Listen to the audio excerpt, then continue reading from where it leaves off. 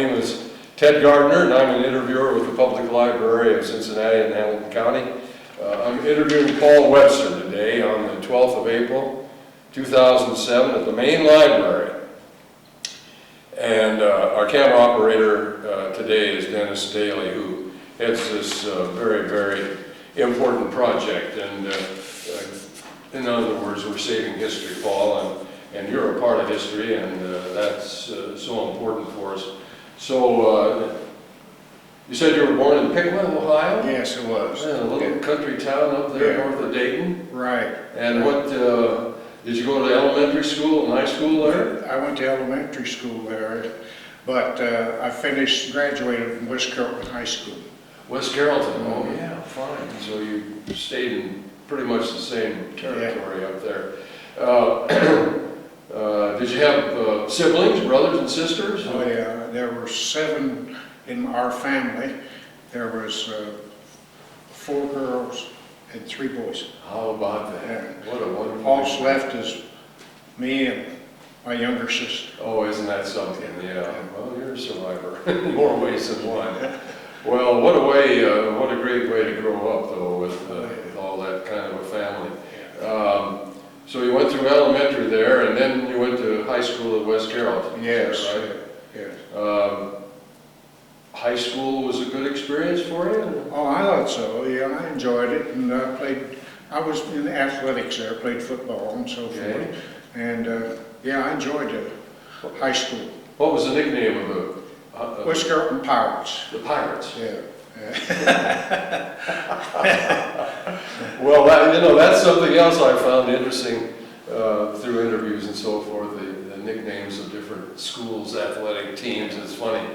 So you had 4 years there at West Carrollton. Yeah. And then what happened after you finished high school? Well, let's see, I think I went to Ohio Northern University. Oh, at Ada. Mm-hmm. Oh, yeah. But I enlisted in the Navy, and so I didn't get anything finished there. Mm-hmm. And so when I came back, I went back there. And when did you enlist? I enlisted, seems to me like it was right around Miamisburg, Ohio. I enlisted. Okay, and which is only about a couple miles from West Carrollton. What year was that? Around 1942. Right after Pearl Harbor. Okay. What did your family think about your going into the Navy? Well, not a whole lot. It was just a kind of a normal thing. Yeah. Well, they had a draft and everything, and I wanted to enlist, and because I wanted to be in the Navy. Yes, so did I. And so that was my choice. Well, that's just great. Your brother served too. Pardon? His brother served too. Oh, your brother served too. Yeah, he served in the Navy. In the Navy as well. This is an older brother? No, a younger brother. A younger brother. Okay. Well, so where did they send you for training? Well, you got your boots? First I went for training at Great Lakes. Oh, yeah. And from Great Lakes I went to Kansas University to Machinist Mate School. Oh. And from Machinist Mate School I went to Pier 88, New York to diving school. How about that? Now, is that something you wanted to do, be a diver? Well, I don't know, but I just wanted to do that for some reason or other. And so my rank was MN2C DSSM, Machinist Mate Second Class, Diver Salvage Mechanic. Oh my goodness, you were a real specialist. Yeah. But I had a lot of interesting training at Pier 88. I should say so. Yeah. Well, and that in itself must have been quite an experience. Oh yeah. To come from a small town in Ohio to the big city. Yes, it was. How about that? How about that? How long were you there at Pier 88? I was there about 4 months. Okay. And they taught us to do underwater welding and burning. Wow. They taught us in about a 20-foot tank there, but we were right on the river there, and we did dive in the river. We were taught how to search for these wrecks by going down on a descending line. And by the way, you had to qualify at 150 feet, but I mostly worked at 40 to 60 feet in these harbors. Okay. And for every foot of salt water you descended in, you had 0.445 pounds of pressure per square inch on your body. Wow.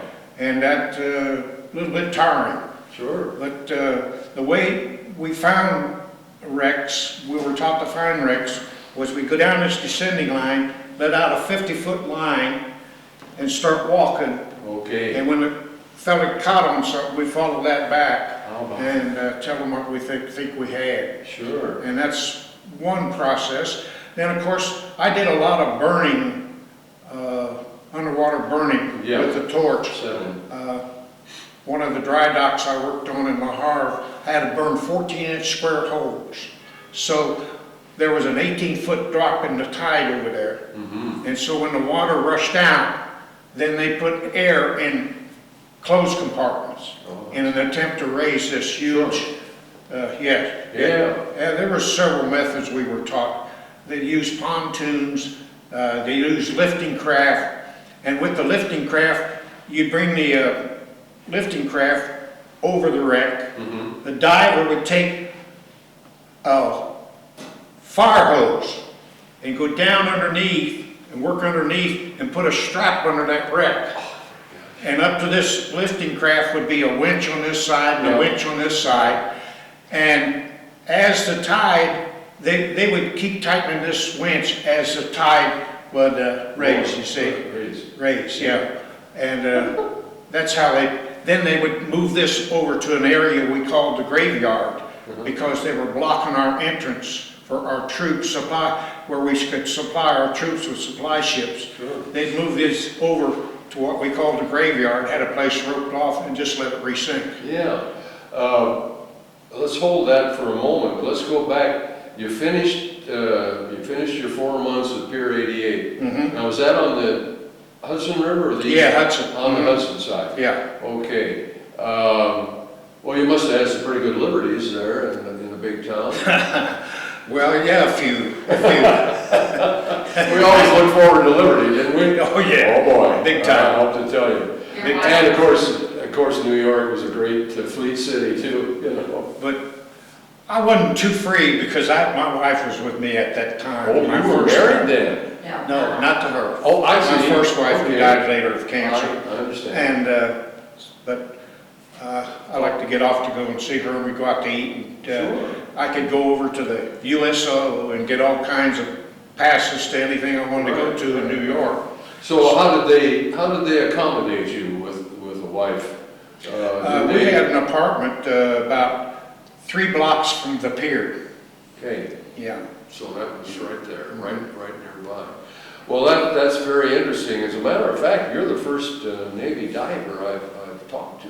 Oh, is that right? Oh, yeah, and it's just it's a very, very limited group of people. You were select people, and a really important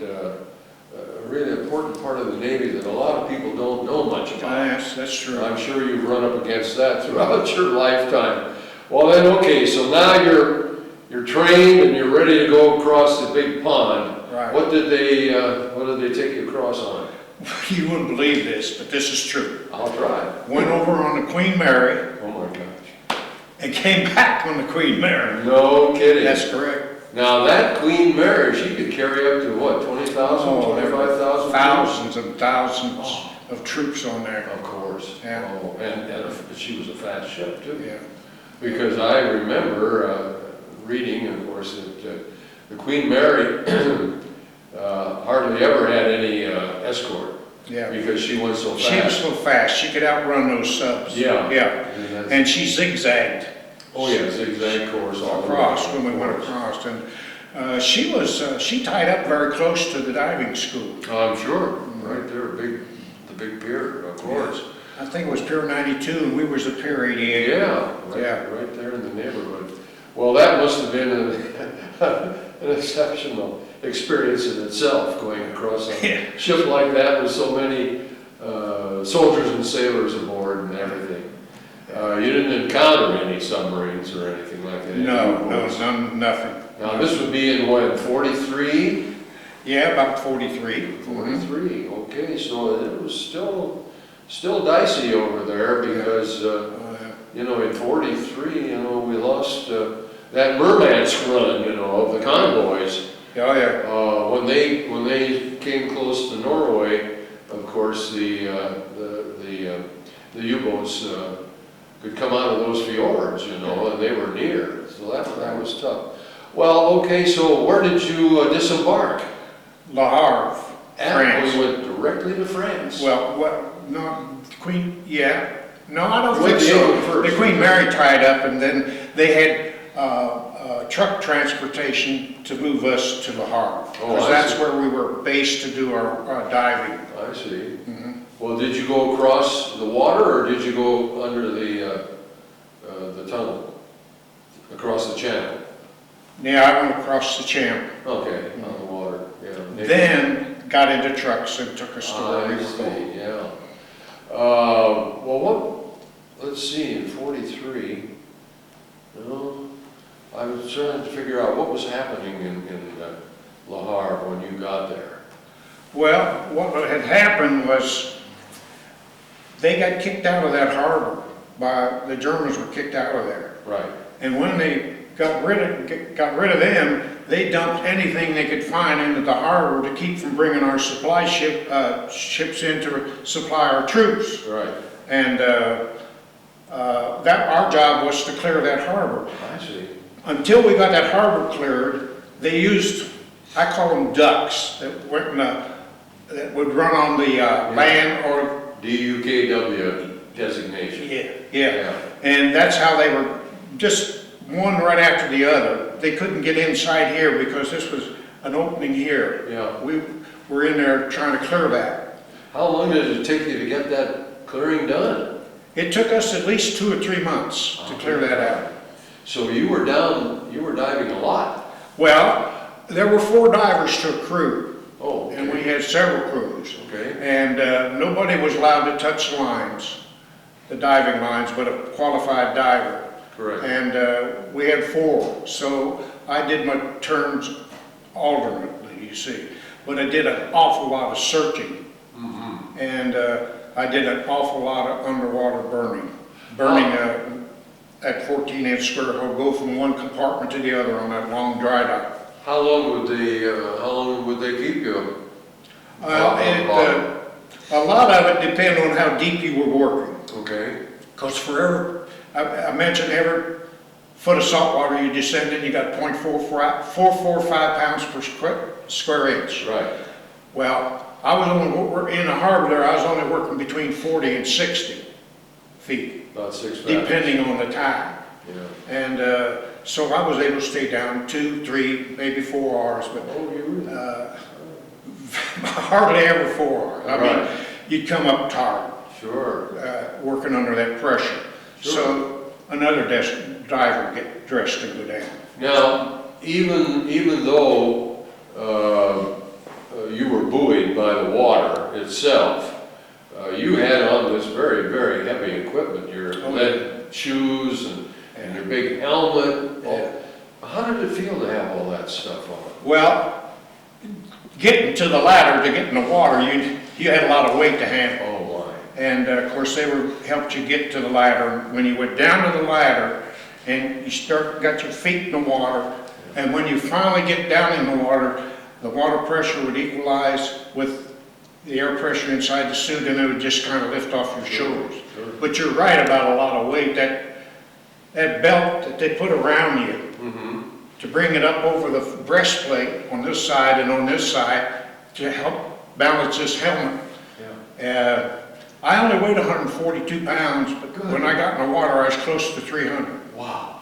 Just amazing. These shoes were lead weights on the bottom of the shoes. You were a skinny kid. Yeah. I know. My gosh. Yeah, and we had a diving knife, which one edge was sharp, the other edge had saw blade-like in case we got into some wire. And you had the welding equipment and Oh, the yeah. cutting equipment, Yes, all that stuff. yes. Did you have any particular diving experiences there in Le Havre that you remember? Oh, yes, yeah. Yeah. We had several divers, and we dove around the clock, because light didn't mean anything to us. We did mostly everything by feel. So one day, I was working a second shift, and we came down and got on the float and was getting ready to put a diver down. And we put him down, Danny Danderan. He hit the bottom and he said, "Man, I'm sick." So we brought him up right away, opened the faceplate, he was white as a ghost. Took the helmet off, undressed him, and sent him to sick bay. And the lieutenant said, "Well, Webster, it's your dime." I said, "Sir, I'm not getting in that suit. I'm just not getting in it until we find out what's wrong with Danny." Sure. Boy, they come buzzing down there in a Jeep and says, "Don't put him in that suit, don't put him in that suit. You're pumping carbon monoxide to him." Oh my goodness. Now what happened was, there was a big floating 90-ton crane that worked along with us. Right. Well, evidently, the hook bumped the exhaust pipe coming out of the compressor, and it cracked an elbow down here where the air intake was. Oh my. And they were pumping carbon monoxide, and well, that's a solid killer. It either kills you or you don't, but Danny did survive. We got him up there quick enough. That was one experience, and I just looked the lieutenant in the face and I said, "Lieutenant, do you want to get in that suit?" But when we were on the bottom, we were in charge regardless how many, admiral or whatever. Yeah, you were the man. In fact, one day I was working a job where they gave me wood plugs and I was driving holes in it, and every time I lean over, my helmet wanted to pull me back up, and I was having an awful time. They gave me some little plugs, and they were in this rope I had and a hammer, and I was driving holes in the side of this ship, driving these plugs. And somebody got on my radio and says, "What are you doing down there?" And I said, "Just never mind, you can get off, I'm busy." I come up, the officer's face was very red, and I said, "What's the problem?" He said, "You don't know who you're talking to." I said, "I don't care, it's Admiral Fleet." He says, "Well, it was an Army guy marching through here with some troops, and he wondered what them bubbles were in the water." And I said, "Well, he found out." Oh, Those are actual experiences, and people, it'd be hard to believe that, but those are actual experiences that you've been through. absolutely, and those are unforgettable. Oh, you just don't forget them. And you know, when you're dealing in inter-service relations, there was always friction between the Navy and the Army and the Marines and the Air Corps, and so that's a very, very graphic description of what you experienced. Did you find any? Did you know of anything about any of the wrecks that you found, or? No, not a whole lot, simply because if they'd take them out of there, take them to the graveyard. We were on another job someplace. And it was wartime too. Yes. Yeah, you know. Yeah, so. You did get under PT boats, didn't you, or something? Yeah, we did get a PT boat. What we call our PT, I don't know what the Germans call theirs. Oh, yeah. But normally, they will blow that stuff up. Yeah. So, because they felt like theirs was superior to ours. And we did get one in one piece. And of course, they really protected that and took it away. I did see that. I wonder if that thing was ever saved. I don't know. Boy, that would be a great thing to have for a museum, you know? Absolutely. Oh, my Absolutely. goodness. And they were fast boats. I read about how they patrolled the channel, you know? Right. And of course, I don't know how many torpedoes they could carry. Yeah. But they were a very effective war machine, yeah. They thought they were ours was inferior to theirs. Well, you know, they had that arrogance, you know, that soon passed. Yeah. Yeah. I should say. Now, did you have any diving along the Normandy beaches or anything like that? No, I did all of mine at La Havre. I did all mine at La Havre, yeah. In the main harbor there, yeah. And well, of course, that was such an important point. Yeah. And it was a deep harbor, wasn't it? oh, well, it was between 40 and 60 feet. You see, that tide, people don't realize that we raised equipment with the tide, used the tide to raise equipment. Like I mentioned to you, when you bring this, we call it a lifting craft over the wreck. Yeah. And then, Now, this was not a grapple, this was like a big line you put under. yeah, big, that's right. Yeah. Big thing about that thick. How about that? We get that underneath, they take it up on this winch, on that lifting craft and this winch, and as the tide rose, they'd take up on the winch, they were raising the ship. So the tide was really raising the ship for us. So you really had to study the tide tables and everything to know when and where. Yeah. And avoid the low tide, of course. Right. At low tide, were any of those wrecks exposed? I never saw You couldn't any. see anything, even at low tide. That is so fascinating. Well, you know, as a boy, long before the war, back in the 30s, I remember reading about Captain Bob Ellsberg, the great historical Navy diver, who developed so many things, and what a hero he was. Yes, that's true. And even and before the war, of course. Of course, the equipment today is so much different. It's another world, isn't it? It sure is. With all this high tech and everything, and now they're able to discover wrecks at 1,000 feet down. Yeah. And of course, when we come up, they had a chart on where we come up to the float, or if we were coming up to the motor launch, whichever we used, they had charts, and we had to decompress. Right. So according to how many hours you were down, how much time you were down, and what depth you were at, I've come to 40 feet and sit for half an hour. Really? That's to prevent the bends. The bends, of course. The bends is merely the nitrogen in the blood, and the bubble gets big, and it hits a joint, it's very painful. Hits you in the heart of the brain, you're gone. Right. So they had to be very careful to get you up without getting the bends. But you never suffered anything like that? Never. Very. And I attribute that to qualified people around me that knew what they were doing. Absolutely, and your training, and Yes. your knowledge of what, well, that's just so interesting. What about your shoe getting caught? What? Your shoe Your shoe getting caught? Oh, yeah. Tell us about that. Yeah, well, in that big dry dock, I was burning 14-inch square holes. Yep. And when I didn't realize that the tide was that strong. And the tide went rushing out, pulled my diving foot, the one shoe up, and caught on the edge where I burnt at. And it had a copper toe over here. That caught, and I couldn't get out. So I called topside and I said, how about dressing the diver down on the outside and push my foot through? Well, I think I waited. I said, man, I got to get out of here. So I put this one up against the bulkhead and pulled as hard as I could. I lost my shoe, but I got out. Oh. And I said, take up my slack, I'm coming up. Did you have, so you had essentially a bare foot coming No, up? the suit was there. Oh. That shoe comes over the suit. I got you. So you didn't suffer any danger of decompression? I thought of everything I ever done wrong while I was there. Lord, let me out of this. I can imagine.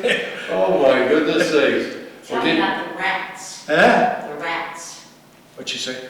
I'm hard of hearing. What'd you say? The rat? Rats. The rat. Oh, okay. There in the Havre, we were staying in a barracks that Germans had there. Yeah. The windows all blown out and everything. And we had double bunks. And we'd get up in them bunks, and the guy right here in this bunk next to the light would turn out the light. Yeah. Pretty soon a bunch of rats would start running around. And so we said, okay, everybody get your shoe. We'll turn the lights out, and when I yell Geronimo, I'll throw on the light and let's fire at them rats. And we did. We did. So that was a little diversion. Did you hit any? I don't think so. I tell you, they were big. Oh, my God. Down around that water, they were big. Oh, spooky and scary stuff. I told them I'm on the top bunk. And pray for low tide. Yeah. I should say, now, in La Havre, were there any sub pens there? Anyway, Submarine pens? no.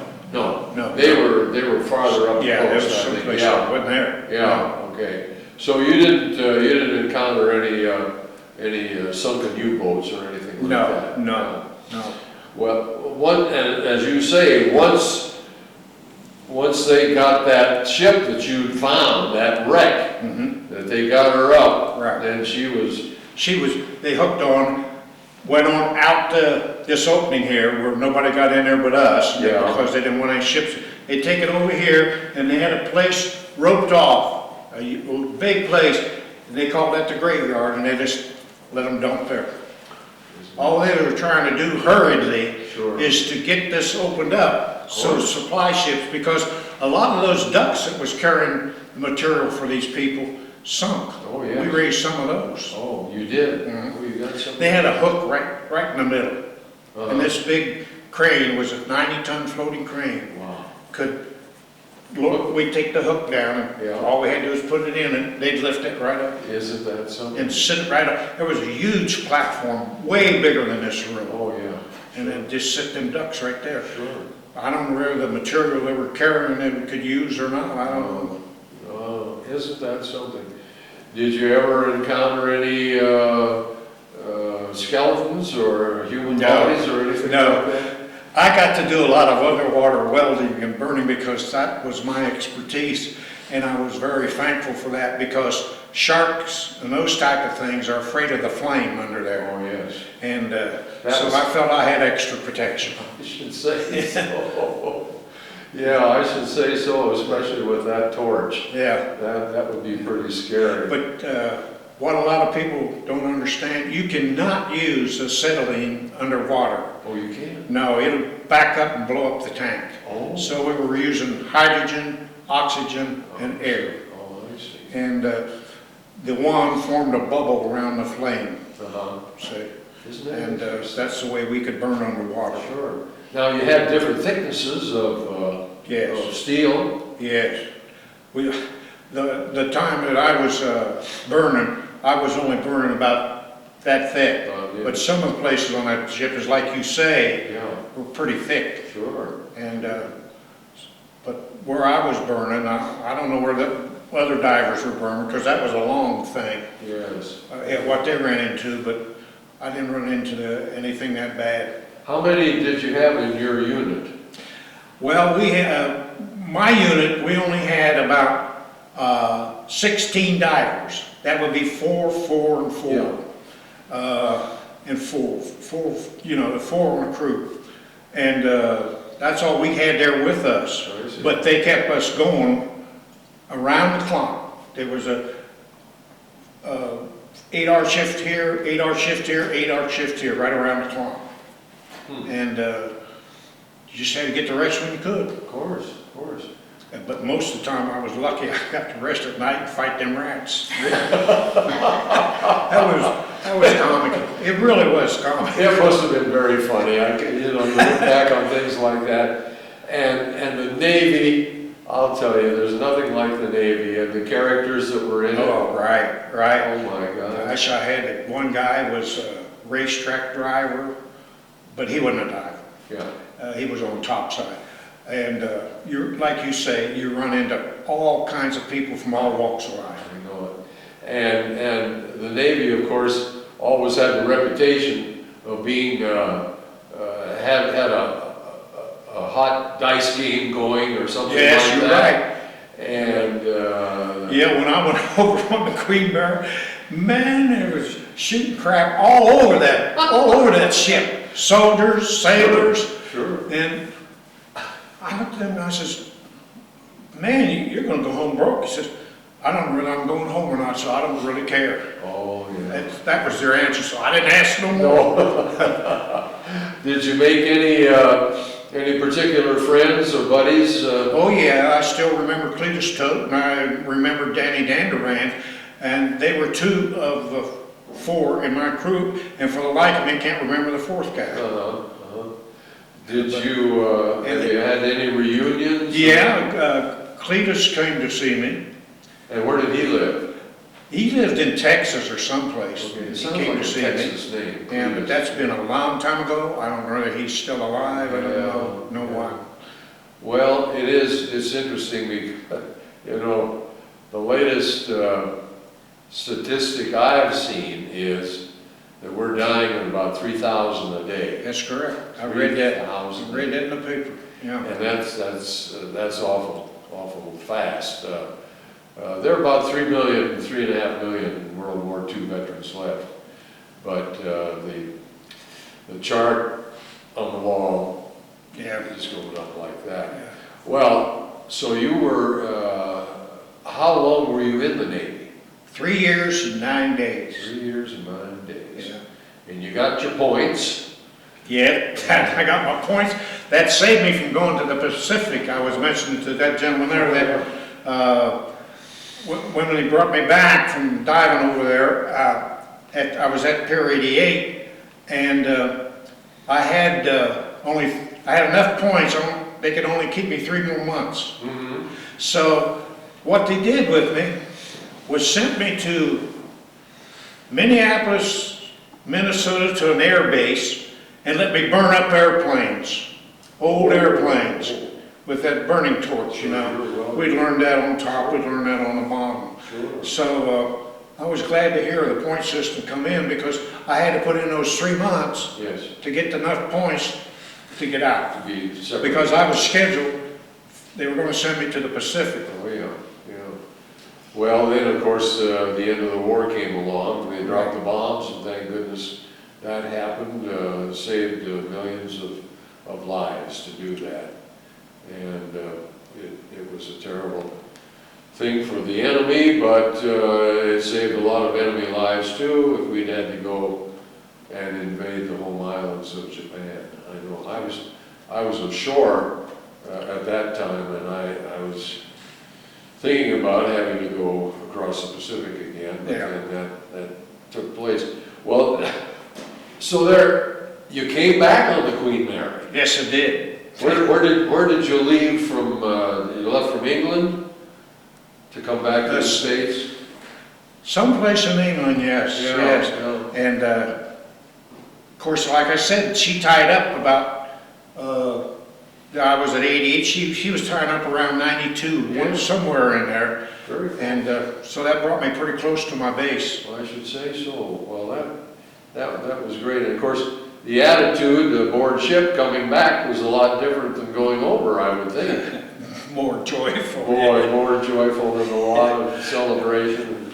Yeah, I didn't say anything to the guys that were playing cards or shooting crap, whatever they were doing, because, you know, I think they felt like they were going home safe. Sure, yeah, I should say. Well, I know some guys that, some guys made a lot of money.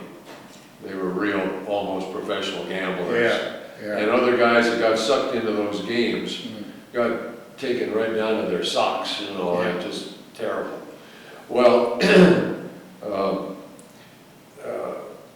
so when you came back to Pier 92 on the Queen Mary, Yeah. and then you went back over to 88. 88, yeah. That was your home base. That was my home And base. you were how long were you there before they sent you out to Minnesota? Well, I was there about only 2 or 3 weeks. I see. And when they found out the points I had and so forth, said, well, we're going to send you to Minneapolis. Small places. I said, well, there's no diving out there, I know. Navy? Yeah. And they said, well, you're going out there and you're going to burn up some old airplanes. Oh. And we did.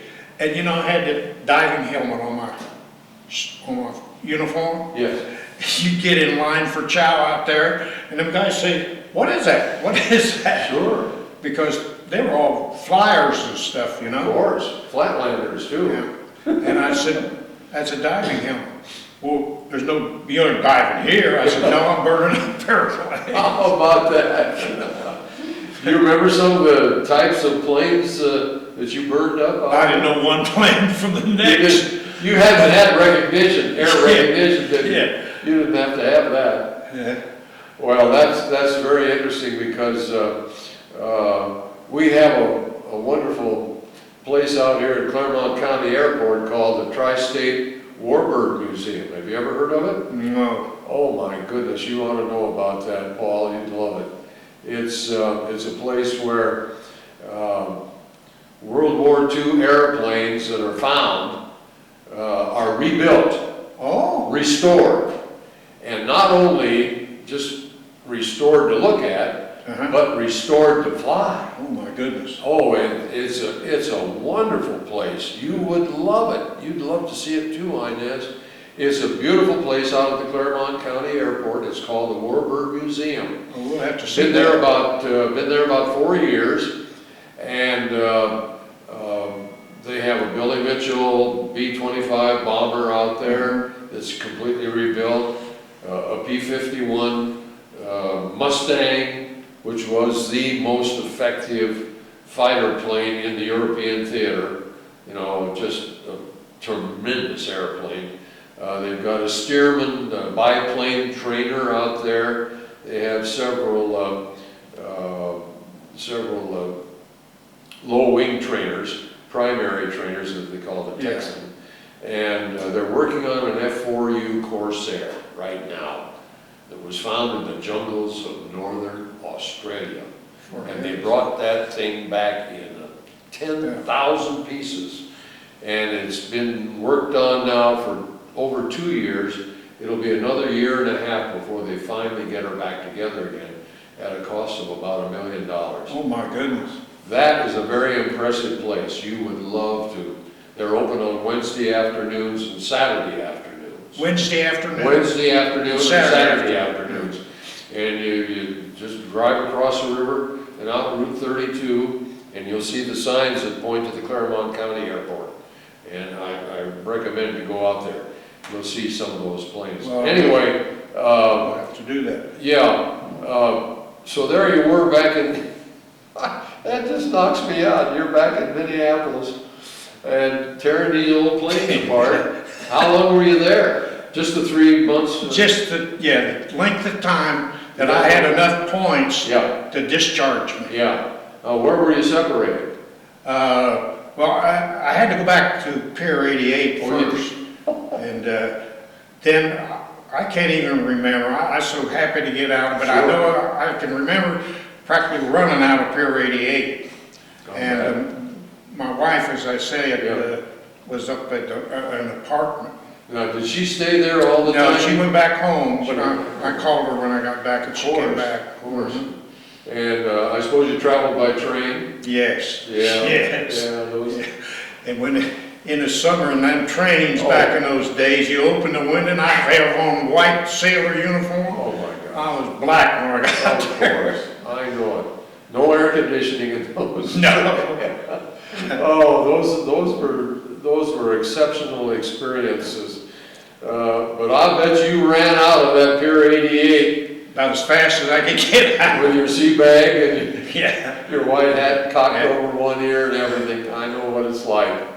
Yeah, well, that was just great. So then you came back to West Carrollton or Pickwood? No, my wife was from Miamisburg, Ohio. We came back there, which was very close to West Carrollton. Of course. And from there, I went back to Frigidaire. Went to work at Frigidaire there in Moraine City. Moraine City. Mm-hmm. Yeah. And then the GI Bill. Yeah, and then GI Bill. Oh yeah, GI Bill. I went to Ohio Northern University. Got a bachelor's there. Went to Miami University. Got my master's there. Still had enough time to work on my doctorate. And I said, I'm tired of going to school. I'm going to work. Yes. Now you got your master's in what? Education. Education. Yeah, I was after I was in teaching, and that's where I met my wife there. And I also was a high school principal. Really? Yeah. What high school? Yeah, I was high school principal at North College Hill. And Ironton. Oh, yeah, North College. And Ironton. And In Ironton, I was high school principal at Ironton prior to North College Hill. I see. Got a little raise in pay, so I went to North College Hill. And a coach. Huh? And a coach. And a coach? Yeah, I coached, yeah. What'd you coach? I coached at Ironton. I was a head basketball coach at Ironton. For heaven's sakes. That's interesting. Ironton, that's an amazing little town down there on the river. Yeah, it is. We were playing a lot of bigger schools. We were playing Ashland, Kentucky, playing Portsmouth, Ohio, Sure. and Chillicothe. We were playing a lot of big schools. Yeah. But I was fortunate enough to have a real good bunch of players. So then when the principal retired, they asked me to come for an interview for leave coaching. I hated to leave coaching because I had a team that was coming back, was going to be great, but my assistant took over, and that's how I became the principal. How about that? So how many years did you have coaching? I had about 10 years of coaching. Okay. And then administration. Did you get any league champs while you were coaching? Did what? Any league champs? Oh yeah, yes, we were champs one year. That's Yeah. That's good. Fabulous Six. Well, what was it? The Fabulous Six. Yeah, they call them Fabulous the Six. Fabulous Six. That's what they call them, our players. The Oh. Fabulous Six. You had 6 players. Yeah, well, yeah, 6. I could start any combination of 5. Had 12 players, other Yeah. players on the bench, but Right. the newspaper wrote them up as the Fabulous Six. How about that? Oh, that's great. You know, that reminds me, at Rio Grande, Ohio, they had that fabulous tall basketball. Oh, yeah. Remember him? Yes, I do. Was that during your period of coaching? Yes. What was his name? It was a I can't remember. That was a It seemed like it started with a B. Bevins or something like that, but it was a funny name. He It was was- kind of an odd name. it was something else. He was.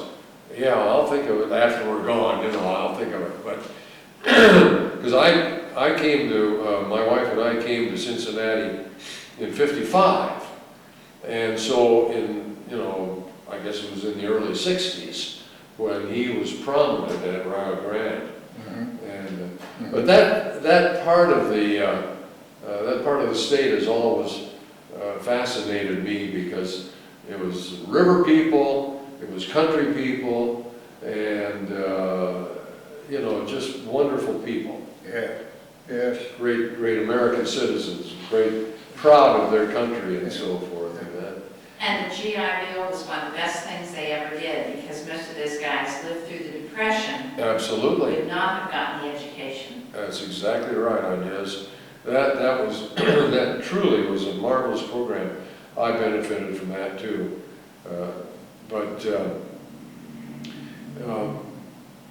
going back to the Havre, we've got a little time. If you've got some more stories that you haven't thought of up until this point, some really kind of exceptional, quirky experiences that you might have had.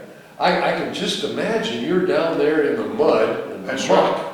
Yeah. and you had that line, and you were going 50 yards, you say, or 50 feet? No, I was going 50 feet. 50 feet.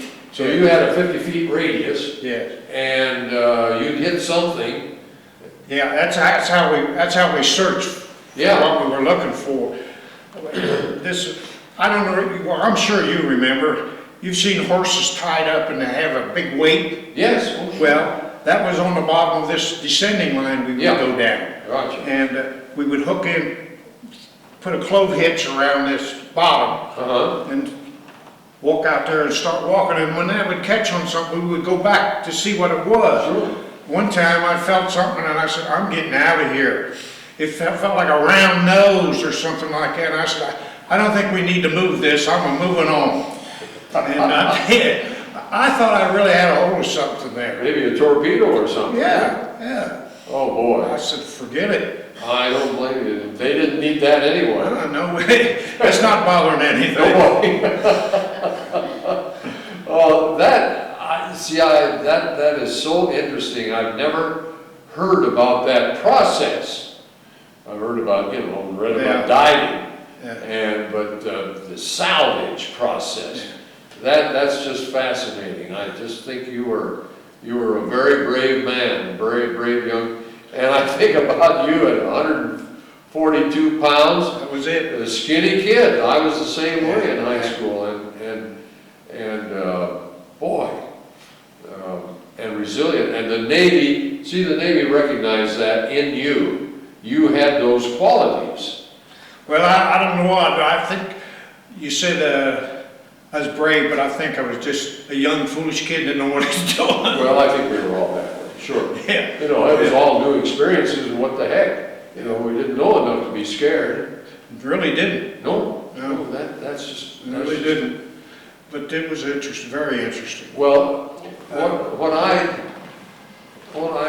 want to get from you is, how did they determine that you should go to diving school and become a diver? See, when I was at Kansas University, and I finished my training there and became a machinist mate, they asked, does anybody want to volunteer for diving school at Pier 88 New York? I said, yeah, I'll go. Sure. And that's how I went. That's it. And He wasn't claustrophobic. oh, yeah. You weren't claustrophobic. No. You and submariners had to be very open to being enclosed. Yeah. For a while, before I shipped out, after I finished my training, become a qualified diver, they put me down on what we called the float, where we were start to train divers. I see. And we got this one kid dressed. We closed the faceplate, and he had claustrophobia. Yeah. So we undressed him and said, well, you can go on up to the office, they'll ship you out. Sure. And so you have claustrophobia, you're not gonna get inside that helmet. No, you were as closely enclosed as anything could be. Right here was a chin button inside. You could get that chin button and pull on it, that would close off the exhaust, and you'd start to inflate and you'd start to go up. So you had to be very, very careful, because you're going to fool around and get the bends popping up. Too fast. So I never popped there. Hey, we had divers pop up, and we had to rush them now into the pier to a diving chamber. Right. And take them back down to reduce that. But I was careful. But most of the time we'd say, take up our slack. In fact, we had certain pulls. Yes. And I still remember 1, 2, 3. That's take up my slack. And they take up your slack and you go up. And a lot of times they just pull you up. So you didn't have to close it off. Now, you didn't have any radio contact, right? Oh, yeah, we had contact, yes. Oh, yes. Tell me about that. Well, I was telling you one day when that officer came by and wanted to talk to the diver down there. Yeah. I says, well, I appreciate if you just get off, I'm busy. We had a telephone. We could converse all the time. I see. But most of the time, you were so busy working. Sure. And when I get the job done, you didn't talk to them much on topside, unless you had a need. And topside realized that what you were doing was so important. Yes. And that you shouldn't be disturbed. And he was handling not one diver, he was handling maybe one on this side, one on this side, one on this side. Now, would he be an experienced diver himself? Oh yeah, they don't let anybody fool with any of the equipment unless they're experienced divers. Sure. Topside or whatever. Yeah. Right. Isn't that... Now, that you talk about that 90-ton crane. Yes. That must have been some piece of equipment. Oh, it was unbelievable. Wow. Unbelievable. Was that a powered, was it like on a big platform? Yes, And yes. they could move it in the water? Yeah, I don't know how they moved the platform, but I know they had this big outfit here and this crane that went way up here and this hook that came down here. And evidently the first crew didn't know that when he bumped that exhaust came out and teed out like this. Yeah. He just barely bumped it, but it cracked that elbow that went right past your air, right past your exhaust. Well, 90 tons, that, it wouldn't take but a feather brush to break something, That's right. Well, that hook Yeah. I don't know, it seemed like it was about that big to me. My God. And, Oh, that's a but big. they didn't know. I'm sure they would have told us they knew, but. Oh, sure. But Danny, he was first down that night, and then it was still daylight, because it was 3 o'clock, and boy, he hit the bottom. He says, "I am really sick." Yeah.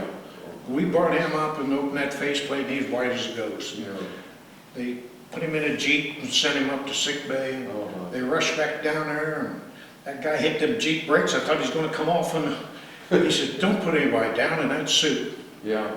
And sure enough. Well, you know, going back to the experience you had with getting your right foot caught, Yes. that was a scary thing too. Yeah, because I thought they were off, of course, naturally, in the situation I'm in, you think they're taking all day to get there. Of course. And really, I was fortunate enough that metal copper coming over this, well, you can see it on the picture there. Yeah, that big And toe. With the force of the water going out, pushed that right up, and I'd pull, I couldn't get it loose. I still had this foot, so I thought, put that on there and see if you could pull that off. Get that one. I lost the whole shoe, Yeah. and I called topside. I said, "I'm free, take up my slack, I'm coming up." Oh, boy. Oh, boy. And what depth were you at that time? It wasn't very 40 deep. feet? No, I was only about 30 feet. About 30 feet, Mhm. yeah. But you still had to be brought up Oh, yeah. slowly. Yeah. Oh, yeah. Oh, yeah. Because the number of hours I've been working. Yeah. I think I burned about 4 of them, Uh-huh. from one compartment to the other. Huh. And so they just held me first, took up my slack and held me first, then brought me on up. They let you know when they're going to bring you up. Sure. Now, the reason for burning the holes, Yes. what was that accomplishing? Well, this is what it was accomplishing. They were burning that so that when the tide went out, Yeah. you got rid of all that water and that weight. So down here, these compartments were enclosed. Yeah. They pumped air in them. Yeah, they were full They of were making this thing as light as they could I see. to drag it out of I there. got you. That's what they were doing. That's right. I can see that. Yeah. Well, that's just tremendous. Any other funny experiences? Can you remember? I was telling my wife last night, I was sitting trying to think of all the things and so forth. I know. But I did an awful lot of welding and burning underwater, and and we had to do a lot of the searching, just walking and searching. Yeah. And A lot of landmines around. Landmines, any mines or anything like that? well, where we were sleeping, some guy, I don't know who he was, he cut across this grass and there were weeds, and he stepped on a landmine. Oh my God. And we were told, don't you ever, only come down this blacktop Yeah. and down this ramp to get to your work. Yeah. Well, you know that round top thing that you said you felt down there, could that have been a mine? Oh, I don't know, it felt like a big nose like that. Yeah. And Of course, I thought, hey, I'm not gonna fool with this. no. Of course, those magnetic mines that the Navy used had spikes on them Yes, too, it did. so Yes, it it did. wasn't a smooth top thing at all. Right. Oh my. No, this thing was smooth. Yeah. Oh boy, that sounds like it. Sounded to me like, and I knew it was long because I went back a little ways, and I said, that's it, I'm going up. And, You know what? because I figured that, that's not going to be in the way of the ships. No, not at all, not at all. Well, honestly, that is the most amazing experience that you have had, and you and your companions. What rank was the commanding officer of your unit? Well, they had to go through diving school too. Right. The one was an ensign, and one was Lieutenant J.G. That was the highest? Yeah, that's the highest who was with us. I'll be darned. Yeah. Yeah. Did they do any diving themselves? No, none whatsoever. No. We did it all. They call them 90-day wonders. The 90-day wonders, I know. That's what we called them, 90-day wonders. I know about that, yeah, I know about that. Well, that's just fantastic, and you made such a wonderful contribution through your service, because what you were doing was making the lanes open for transport. We got our supply ships in there. Yeah. Yeah. Well, I appreciate your comments. Well, I understand that so well, because I go way back too. Yeah. Well, I started out, I went through boot camp in San Diego. Did you? I'm originally from the West Coast, Oh, and so it was just natural for me. I see. I was from Oregon, and they sent me down to San Diego. I enlisted, I was in college. I had matriculated at Oregon State in 1939. So I'd had 2 years of college when Pearl Harbor happened, you see. Oh. And so the next day, 3 of my buddies and I went down and enlisted. And here I am talking about myself, but you asked. Well, I'd like so I'll just tell you. We didn't tell our parents for 2 weeks. And we were still staying in college, kind of getting the feel of what the Navy was going to do with us, you know, before we told our parents. And when I finally told my parents, and my hometown was about 80 miles from Corvallis, Oregon, where Oregon State is located. And I finally called them on the phone, and my mother took the call, and I told her what I was doing, and she just broke down on the telephone. She said, and she was kind of mad too, because my parents knew that I could sign up for 90-day wonder training. Actually, the Navy had 120 days. They gave you 4 months. And the Army had the 90-day wonders, but we were 120-day wonders. But my buddies and I were determined, you know, crazy kids, and we wanted to get in the war right now. Yeah. Because we knew 120 days, that's 4 months, that's 4 months away, and that's too long, you know, we're gonna miss out on something. Yeah. So, you know, I was sent to boot camp in San Diego, and then I got special training in what they call fire control. You know what fire controlman was in the Navy. Yeah. It wasn't to put out fires, it was to control gunfire, you know. And they sent me on a special sea duty, and I was put on a transport with a small craft aboard, 95-foot wooden craft that had been transformed from a private yacht to a little Navy picket boat. Yeah. Picket boat. And we went to Guadalcanal. And it took 6 weeks to get to Guadalcanal on that ship.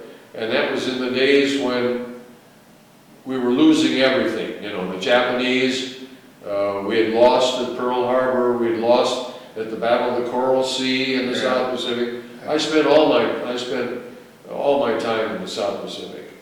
I never got to the European theater. I put in requests for transfer month after month after month, and I was on 2 different ships. And finally, my last ship was a baby flat top, built by the Kaiser Company, and we were escort carrier in the Pacific. And my executive officer on the carrier, with whom I became great friends, he said, "Gardner, as long as I'm on this ship, you're on this ship." Yeah, I know what you mean. Yeah, he did. Well, he was a great guy, and I appreciated that very much. But I would really love to have gotten to the ETO in the Navy. That was good duty. But nevertheless, Paul, you've made such a great contribution, and I just hope, did you get any medals or anything like that, besides the Victory Medal, or? Well, I hate to tell you about the one of the medals I got. Okay, go ahead. For some reason or other, I dove under the bed, and that bed spring caught my lip. And would you believe they gave me the Purple Heart? I don't know. I had that, and of course I had a couple other things for so much service. Service, of course. Yeah. Absolutely. Well, I would think that there would have been a special medal for divers. Well, they give me any. Because that was dangerous duty. You didn't get any extra pay for it, did you? Oh, yes, yeah. Oh, you did? Yeah. Oh, that's I good. got a big $5 an hour. Wow. For every hour I was down, and then I got $12 a month for carrying that helmet. Oh, And then I got so much for these two machinist-made stripes. sure. But Second class. $5 an hour, you know, back those days, was supposed to be pretty big money. Why, you know? sure, and you could save it too. Good. So we got together, we divers, you know, Yeah. because anything over an hour, we got another 5. Aha. So if I was working 55 minutes, I'm gonna work 62. Sure. Then come up. Absolutely. Absolutely. Well, I know that's interesting to know that, because I always wondered about divers. I didn't, But we had 6